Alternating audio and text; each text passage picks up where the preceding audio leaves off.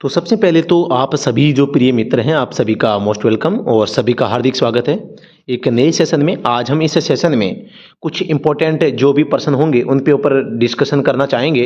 और ये सारे के सारे प्रश्न पिछली भर्तियों में पूछे गए प्रश्न, आप सभी को पता होगा। और ये प्रश्न आगे आने वाली ड्राइवर भर्तियों में भी आपके लिए काफ़ी काम का साबित हो सकते हैं। सबसे पहले प्रश्न पे चलते हैं दोस्तों। अगर वीडियो पसंद आए तो लाइक और शेयर जरूर करेंगे। और ये सेशन फटाफट सटासट सेशन का पार्ट है और कम समय में अधिक जानकारी, हमेशा से फार्मूला हमारा रहा है। तो पहला प्रश्न है, सड़क पर गाड़ी चलाने के लिए शिक्षार्थी के लिए आवश्यक होगा। अगर शिक्षार्थी कोई भी है वो अगर गाड़ी चलाता है तो उसके लिए सबसे पहले ज़्यादा आवश्यक क्या है? शिक्षार्थी का मतलब है लर्निंग लर्नर जो है, जो गाड़ी सीख रहा है, तो उसके पास में पहली बात तो है लर्निंग लाइसेंस होना चाहिए, LL होना चाहिए। दूसरी बात, जो गाड़ी होगी उस गाड़ी को जो चलाएगा, चलाते समय एक प्रशिक्षक उसके साथ में होना चाहिए। प्रशिक्षक ऐसा होना चाहिए जिसके पास 5 साल का कम से कम एक्सपीरियंस होना चाहिए। लर्निंग लाइसेंस जो होता है 6 माह के लिए वैलिड होता है और आप सभी को पता होगा 6 माह के बाद में इसे रिन्यू नहीं करवा सकते, इसके बाद आपको दोबारा करवाना पड़ता है। और दूसरी बात, लर्निंग लाइसेंस जब 1 महीना पुराना हो जाता है तो आप स्थायी लाइसेंस के लिए आवेदन भी कर सकते हैं। यहाँ पर ऑप्शन नंबर सी हो जाएगा, एक वैध शिक्षार्थी लाइसेंस होना चाहिए। आप सभी को पता होगा कि LL के लिए अप्लाई है फॉर्म संख्या 2 में किया जाता है। फॉर्म संख्या 2 में आपको पता होगा फॉर्म संख्या 2 का प्रयोग LL बनाने के लिए, DL बनाने के लिए, श्रेणी ऐड करवाने के लिए, रिन्यू करवाने के लिए, सभी के लिए फॉर्म संख्या 2 काम में आता है। क्योंकि जब से भारत में सारथी पोर्टल का आगमन हुआ है तब से ये सारे के सारे काम है फॉर्म संख्या 2 के ऊपर होते हैं और इसीलिए आप सभी को फॉर्म संख्या 2 को याद करना अति आवश्यक है। यहां पर प्रश्न संख्या 2 पे ऊपर चलते हैं। निम्नलिखित में से किस प्रकार के चश्मे को रात में वाहन चलाते समय नहीं पहनना चाहिए? तो सीधी सी बात है, जब रंगा हुआ चश्मा है कभी भी रात के समय में आपको नहीं पहनना चाहिए। यानी जिसके ऊपर रंगा हुआ हो या रंगीन चश्मा जो होता है रात में नहीं पहनना चाहिए, क्योंकि उससे दिखता नहीं है। प्रश्न संख्या 3 है, आपके आंतरिक दर्पण से लटकने वाली वस्तुएं। आप सभी को पता होगा कि गाड़ी होती है, गाड़ी के साइडों में 2 मिरर होते हैं जिसे हम साइड ग्लास या साइड मिरर बोलते हैं। एक बीच में होता है जिसे हम रियर व्यू मिरर कहते हैं, जो कि पीछे के स्थान को देखने का काम करता है। यहाँ पर जो हम कभी कभी नींबू मिर्च यहाँ पे लटका देते हैं जो कि यहाँ लटकती है, तो ये चीजें क्या है, ड्राइवर का ध्यान भंग करती है। इसलिए पूछा है कि ये जो आंतरिक दर्पण से लटकने वाली वस्तुएं हैं वो आपको क्या सहारा देती है? वो सहारा नहीं देती, वो बल्कि दुर्घटना को यहाँ पर आमंत्रित करती है, अपनी दृष्टिकोण को प्रतिबंधित करती है और अपना ध्यान विचलित करती है। प्रश्न संख्या 4 है, ड्राइविंग करते समय थकान को रोकने का सबसे अच्छा तरीका क्या है?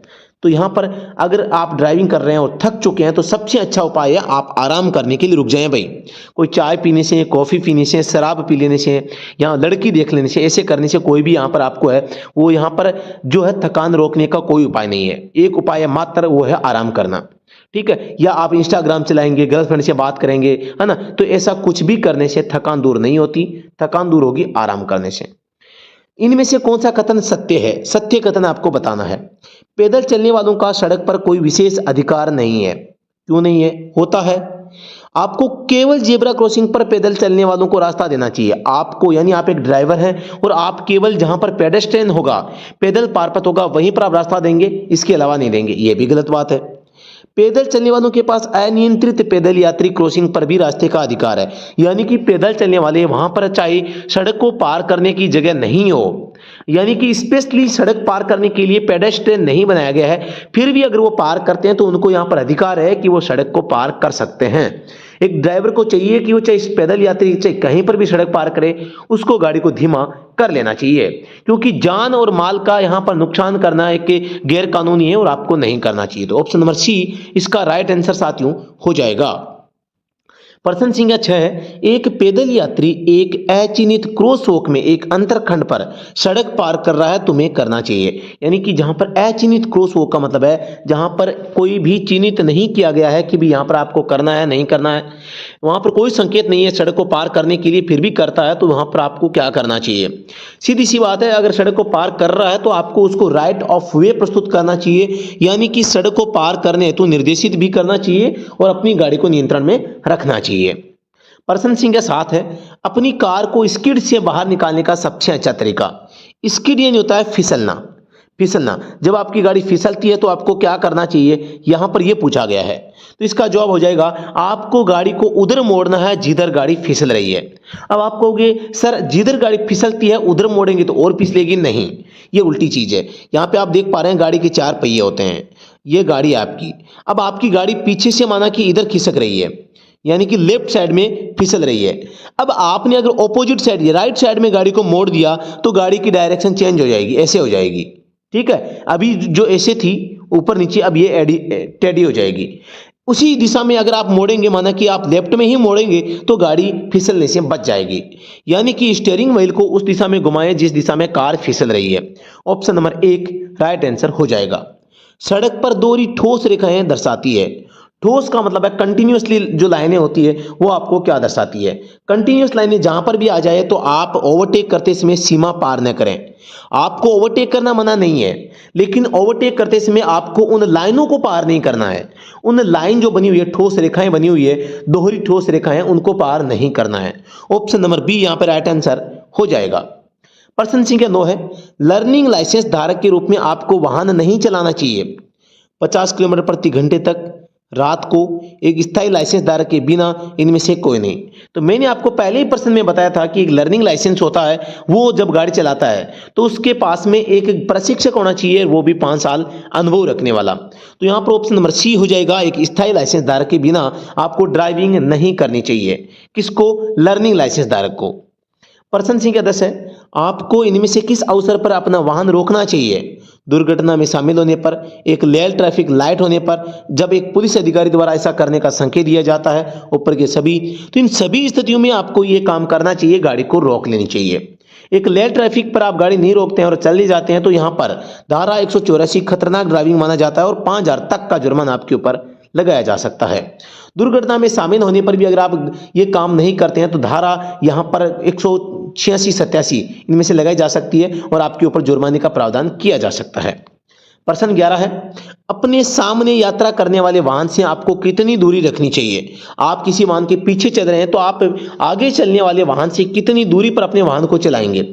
तो ये एक होती है टक्कर से बचने के लिए सुरक्षात्मक दूरी, जिसे हम सेफ डिस्टेंस के नाम से जानते हैं, और इसे हम 2 सेकंड के रूल के नियम से भी हम पढ़ते हैं। तो यहाँ पर आपकी दूरी कितनी होगी? यदि सामने वाला वाहन धीमा या रुक जाता है तो टक्कर से बचने के लिए पर्याप्त जो दूरी होगी वो आपकी एक दूरी होनी चाहिए। यानी कि आगे चल रहा वाहन अगर अचानक रुक जाता है तो आपको वहां पहुंचने से पहले रुकना चाहिए, ऐसी दूरी हो। प्रश्न संख्या 12 आपके सामने है, जब आप स्थिर हो तो आपको अपने हॉर्न का उपयोग नहीं करना चाहिए। आप जब आपकी गाड़ी खड़ी है, स्थिर का मतलब आपकी गाड़ी खड़ी है, और खड़ी गाड़ी में क्या आप अपनी गाड़ी का हॉर्न का इस्तेमाल कर सकते हैं? जब तक कोई चलती गाड़ी आपको खतरे में न डाल दे, किसी भी समय, जब तक इसका उपयोग केवल संक्षेप में नहीं किया जाए, मतलब छोटा सा पी ऐसे यह संकेत देने के अलावा कि आप अभी भी आए हैं। तो दोस्तों यहाँ पर किसी भी समय आपको ये काम नहीं करना चाहिए। आप जब आपकी गाड़ी जब खड़ी होती है, खड़ी गाड़ी का हॉर्न का प्रयोग किसी भी परिस्थिति में कभी भी नहीं करना चाहिए। Option number B right answer हो जाएगा। जब आप किसी ऐसी सड़क पर पहुंचते हैं जहां कर्मचारी मरम्मत कर रहे हैं तो आपकी गति इससे अधिक नहीं होनी चाहिए। किससे अधिक नहीं होनी चाहिए वो आपको बताना है। यानी आपको बात आ जाए कि किसी शैक्षिक संस्थान के पास में आप गाड़ी चलाने हैं, शैक्षिक संस्थान, आप किसी जानवर को ढो रहे हैं, जानवर, कोई मार्च चल रहा है या आंदोलन चल रहा है, आंदोलन, काम चल रहा है, कोई गाड़ी को टो करके ले जा रहे हैं, ऐसी स्थितियों में आपकी गाड़ी की जो स्पीड होती है वो स्पीड किसी भी स्थिति में 25 किलोमीटर प्रति घंटे की रफ्तार से ज्यादा नहीं होनी चाहिए। प्रश्न 14 है, निम्नलिखित में से किसके कारण ड्राइविंग करते समय एकाग्रता का नुकसान हो सकता है? क्या करने से? जोर से संगीत सुनना, एक यात्री के साथ बहस, मोबाइल फोन का उपयोग करना, ऊपर के सभी। तो ये सभी काम करेंगे तो ड्राइवर की एकाग्रता को नुकसान होगा और ड्राइविंग करते समय एक्सीडेंट होने की संभावना ज्यादा रहती है। तो option number D right answer हो जाएगा। आप अपनी कार में 13 साल के 2 बच्चों और उनके माता पिता को ले जा रहे हैं, ये देखने के लिए कौन जिम्मेदार है कि बच्चे सीट बेल्ट पहनते हैं या नहीं? तो प्रत्येक व्यक्ति जो गाड़ी में बैठा होगा उसको सीट बेल्ट यहां पर पहनना चाहिए। तो ये चीजें देखने के लिए कौन जिम्मेदार है? एक चालक जिम्मेदार इसके लिए होता है। चालक को कंफर्म करना चाहिए। रात में अन्य वाहनों की हेडलाइट से चकाचौंध होने पर आपको क्या करना चाहिए? आप सामने से आने वाली किसी गाड़ी की हेडलाइट के तेज प्रकाश के कारण आपकी आंखों से कुछ भी आपको दिखाई नहीं दे रहा है तो इस स्थिति में आपको क्या करना चाहिए?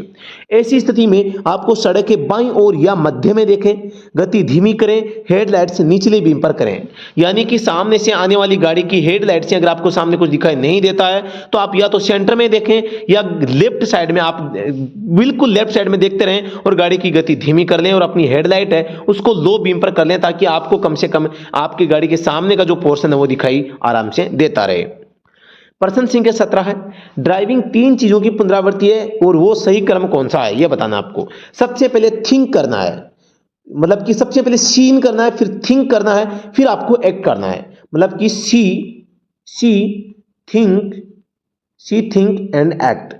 मतलब कि आपको सबसे पहले देखना है, फिर सोचना है और फिर करना है। ये 3 काम है जिनका क्रम होता है देखो, सोच और करो। सबसे पहले देखो, फिर उसके बारे में सोचो और सोच के फिर उस काम को कर दो। तो ऑप्शन नंबर सी हो जाएगा। ड्राइविंग तीनों चीजों की पुनरावृत्ति होती है, क्योंकि जब भी आप कहीं पर भी ओवरटेक करते हैं तो ओवरटेक करते समय सबसे पहले देखते हैं, फिर सोचते हैं कि परिस्थितियां सही है नहीं है, फिर आप ओवरटेक गाड़ी को कर लेते हैं। मोटर वाहन अधिनियम की धारा 112 संबंधित है, आप सभी को पता होगा। धारा 112 है वो गति सीमा से संबंध रखती है, गति सीमा। और गति सीमा ऑप्शन नंबर सी, गति सीमा का उल्लंघन करने पर धारा 183 लागू होती है। और धारा 183 है वो अलंबी के मामले में अलग जुर्माने का प्रावधान है, अचंबी के मामले में अलग है। अलंबी के मामले में यहां पर 1 से 2000 तक का जुर्माना होता है और अचंबी के मामले में 2000 से 4000 तक का जुर्माना आपके ऊपर लगाया जाता है। अगर आप अधिक स्पीड से गाड़ी चलाएंगे तो धारा 183 जुर्माने का प्रावधान है, लेकिन गति सीमा की बात करते हैं, गति सीमा का उल्लेख है धारा 112 में किया गया है। इस गति सीमा के अकॉर्डिंग अगर आप मोटरसाइकिल चला रहे हैं तो किसी भी स्थिति में आप मोटरसाइकिल को 80 की स्पीड से ज्यादा नहीं चला सकते, और एनएच के ऊपर कार को आप 100 किलोमीटर प्रति घंटा की रफ्तार से नहीं चला सकते। ट्रक जो होता है इसकी स्पीड 80 किलोमीटर प्रति घंटा की रफ्तार से नहीं हो सकती। किसी भी शहर में कोई भी गाड़ी है वो 60 किलोमीटर प्रति घंटा की रफ्तार से तेज गति से नहीं दौड़ सकती। एक राज्य में पंजीकृत वाहन को दूसरे राज्य में रखने की अधिकतम अवधि कितनी होती है। जिसे दिल्ली का कोई रजिस्ट्रीकृत वाहन है उसको आप राजस्थान में 12 महीने तक आप उपयोग में ले सकते हैं, इससे ज्यादा नहीं ले सकते। और ये चीजें लिखी गई है यहाँ पे एक राज्य से अदर स्टेट का लिखा गया है धारा 47 में। धारा 47 कहती है अगर आप 12 महीने से ज्यादा रखते हैं तो आपको फॉर्म संख्या 27 में व 28 में एनओसी, इन दोनों में आपको अप्लाई करना पड़ेगा और यहाँ पर आपको रजिस्ट्रीकरण चिन्ह है वो नया प्राप्त करना पड़ेगा। प्रश्न संख्या 20 है, फिसलती हुई आपकी कार दिख रही है, मतलब कि फिसलन भरी सड़क सामने है, option number C right answer हो जाएगा। यहां पर एक कार है और कार से बजरी उछल रही है, मतलब कि बजरी गिरती रहती है, option number D right answer हो जाएगा। सड़क पर वाहन का दरवाजा खोलते समय क्या आपकी कोई जिम्मेदारी है। सड़क पर जब भी आप गाड़ी की कोई फाटक खोलते हैं, दरवाजा खोलते हैं तो आपकी बहुत बड़ी जिम्मेदारी है। हाँ, उस वाहन के पीछे से आ रहे यातायात के लिए खतरा है तो दरवाजा न खोलें या देख कर खोलें, सावधानी से खोलें, वो सुरक्षित हो तो ही खोलें। प्रश्न 23, निलंबित या रद्द ड्राइविंग लाइसेंस वाला व्यक्ति ड्राइविंग कर सकता है। क्या निलंबित या रद्द ड्राइविंग लाइसेंस वाला व्यक्ति ड्राइविंग कर सकता है। तो ऑप्शन कौन सा सही होगा, किसी भी हालत में जिसका अगर हमने निलंबित या सस्पेंड कर दिया है और रद्द का मतलब है आपका मतलब कि कैंसिल कर दिया है, तो सस्पेंड और कैंसिल लाइसेंस है उससे कोई भी व्यक्ति ड्राइविंग नहीं कर सकता और ऐसे व्यक्ति को ऐसी परमिशन नहीं होती है और ऐसा करना कानूनन अपराध होता है। ऑप्शन नंबर सी हो जाएगा।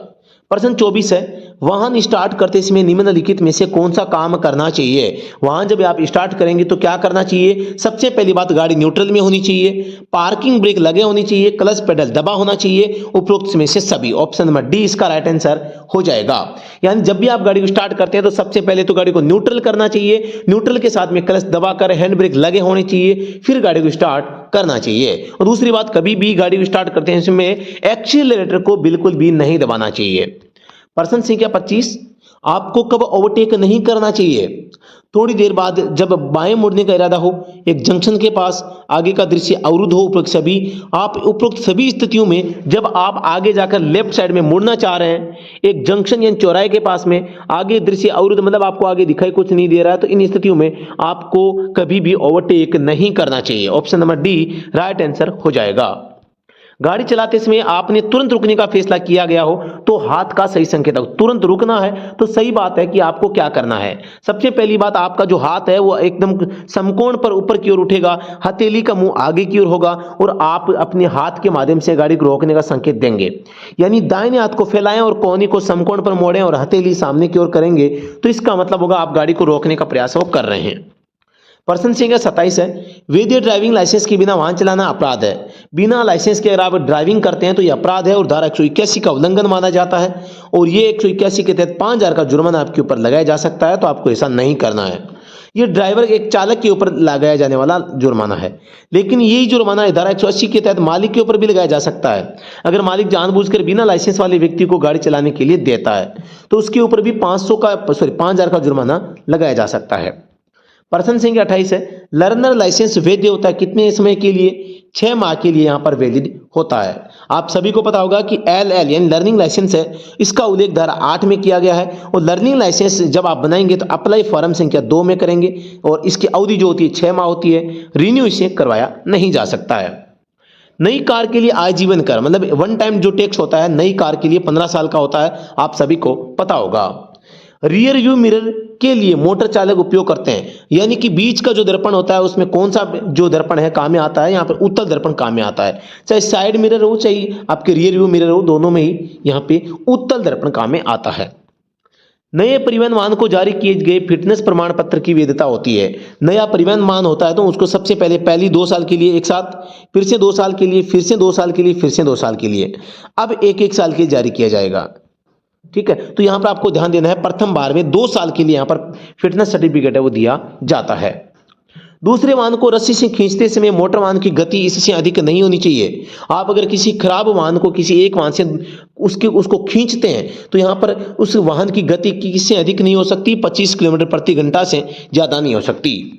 इससे पहले एक हमने प्रश्न किया था जहाँ पर मैंने आपको बताया था कि शिक्षा का क्षेत्र हो, स्कूल हो, जहाँ पर सड़क पर काम चल रहा हो, आप किसी गाड़ी में जानवर को मतलब कि लाद कर ले जा रहे हैं या कोई आंदोलन चल रहा है, पुलिस या फौज का मार्च चल रहा है, इस प्रकार की चीजें हैं तो आप यहां पर अपनी गाड़ी की स्पीड को 25 किलोमीटर प्रति घंटे की रफ्तार से ज्यादा नहीं बढ़ा सकते।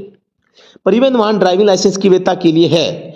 परिवहन वाहन ड्राइविंग लाइसेंस है, इसकी वैधता कितनी होती है आप सभी को पता होगा। 2019 से पहले इसकी वैधता 3 साल होती थी, लेकिन अब कितनी कर दी गई है? 5 साल कर दी गई है। तो ऑप्शन नंबर ए इसका जवाब हो जाएगा। प्रश्न संख्या 34 है, परिवहन वाहन के लिए शिक्षार्थी लाइसेंस प्राप्त करने के लिए एक व्यक्ति के पास न्यूनतम अवधि के लिए वैध ड्राइविंग लाइसेंस होना चाहिए। कितनी अवधि के लिए? परिवहन वाहन के लिए शिक्षार्थी लाइसेंस प्राप्त करने के लिए एक व्यक्ति के पास न्यूनतम अवधि के लिए वैध ड्राइविंग लाइसेंस LMV का होना चाहिए। कितना पुराना? कम से कम 1 साल पुराना, साथ ही 20 आपकी प्लस एज आपकी हो जानी चाहिए। तो यहाँ पर हो जाएगा 1 साल LMV लाइसेंस आपके पास में होना चाहिए। दाएं मुड़ते समय आपको किस लेन में होना चाहिए? आप सभी को पता है मल्टी लेन अगर है, यहाँ पे आप बढ़ रहे हैं आगे और आपको आगे मुड़ना है यहाँ पे, तो आपको सबसे पहले क्या है? सबसे चरम दाहिने लेन में आपको होना चाहिए। ऑप्शन नंबर सी इसका जवाब हो जाएगा। आप अगर राइट में मुड़ना चाहते हैं तो राइट लेन में आपको होना चाहिए। तो आज का सेशन काफी शानदार सेशन रहा था और फटाफट सेशन में आपका फिर से स्वागत है। दोस्तों वीडियो पसंद आए तो लाइक और शेयर जरूर करेगा, और अगर आप लाइक और शेयर करेंगे तो अच्छे व्यक्ति आपको यहाँ पर व्यूज करेंगे, तो जिससे कि हम मोटिवेट होंगे और अच्छी क्लासें और भी आगे आपके लिए नए सेशन के रूप में लेकर आते रहेंगे। तो जी हाँ दोस्तों, अगर आप इसकी एग्जाम की तैयारी कर रहे हैं तो आप जरूर हमसे जुड़े रहें और हमारे चैनल को लाइक शेयर और सब्सक्राइब आप करना मत भूलिएगा। आपके जो भी साथी हैं उनको एक बार अवश्य बताइएगा कि रास्ता अभी स्टडी टो में पर फटाफट जो रिवीजन है कोर्स का करवा रहे हैं। तो जी हाँ दोस्तों, अभी के लिए इतना ही, फिर से मिलते हैं नेक्स्ट वीडियो में, तब तक के लिए धन्यवाद। दोस्तों बताना चाहूंगा आप हमारा व्हाट्सएप ग्रुप ज्वाइन कर सकते हैं जहां पे बेस्ट नोट्स PDF और क्लास का शेड्यूल टाइम और क्लास की PDF लिंक सब कुछ एक साथ आपको यहां पर एक ही प्लेटफॉर्म पर मिल जाता है। व्हाट्सएप का टेलीग्राम का लिंक है वीडियो के डिस्क्रिप्शन में, आप तुरंत प्रभाव से जाकर ज्वाइन कर सकते हैं। धन्यवाद। जय हिंद, वंदे मातरम।